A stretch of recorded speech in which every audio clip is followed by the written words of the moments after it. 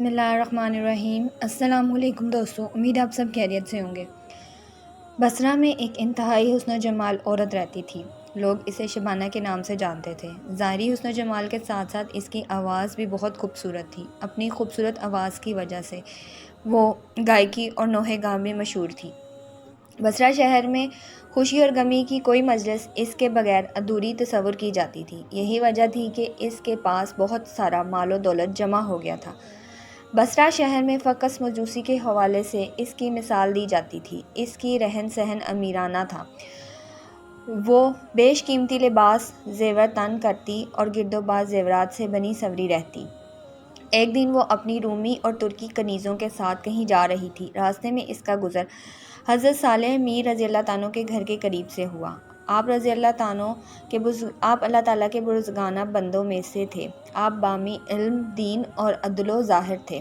آپ اپنے گھر میں لوگوں کو عکس ارشاد فرمایا کرتے تھے۔ آپ کے وقت کے تازیق سے لوگوں پر رغبت طاری ہو جاتی اور وہ بڑی زور زور سے آہ و بکا شروع کر دیتے اور اللہ تعالیٰ کے خوف سے ان کی آنکھوں سے آنسو کی جھاڑیاں لگ جاتی۔ جب شبانہ نامی وہ عورت وہاں سے گزرنے لگی تو اس کے گھر سے آہ و بکا کی آوازیں سنی۔ آوازیں سن کر اسے بہت غصہ آیا۔ وہ اپنی کنیز سے کہنے لگی، تعجب کی بات ہے، یہاں نوحے کیے جا رہے ہیں اور مجھے کسی کی نے خبر تک نہیں دی۔ پھر اس نے ایک خادمہ کو گھر کی حالت معلوم کرنے کے لیے اندر بھیج دیا۔ وہ لونڈی اندر گئی اور اندر کی حالت دیکھ کر اس پر بھی خدا عزوجل کا خوف طاری ہو گیا اور وہ وہاں بیٹھ گئی۔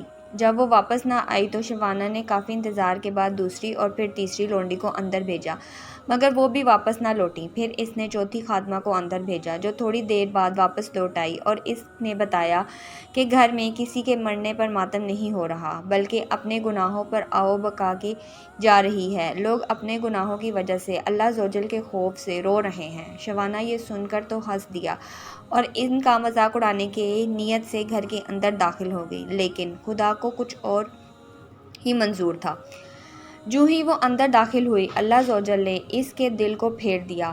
جب اس نے حضرت صالح میر رضی اللہ عنہ کو دیکھا تو دل میں کہنے لگی، افسوس، میری تو ساری عمر ضائع ہوگی، میں نے انمول زندگی گناہوں میں کاٹ دی، وہ میرے گناہوں کو کیوں معاف کرے گا؟ انہی خیال سے پریشان ہو کر اس نے حضرت صالح میر رضی اللہ عنہ سے پوچھا، اے امام مسلمین، کیا اللہ عزوجل نافرمانوں اور مشرکینوں کے گناہ بھی معاف فرما دیتا ہے؟ آپ نے فرمایا، ہاں، یہ وقت نصیحت اور وعدہ عہدی سب انہی کے لیے تو ہے تاکہ وہ سیدھے راستے پر آ جائیں۔ اس پر بھی اس کی تسلی نہ ہوئی تو وہ کہنے لگی، میرے گناہ تو آسمان کے ستاروں اور سمندر کی جھاگ سے بھی زیادہ ہیں۔ آپ نے فرمایا، کوئی بات نہیں، اگر تیرے گناہ شبانہ سے بھی زیادہ ہوں تو بھی اللہ عزوجل معاف فرما دے گا۔ یہ سن کر وہ چیخ پڑی اور رونا شروع کر دیا اور اتنا روئی کہ اس پر بے ہوشی طاری ہو گئی۔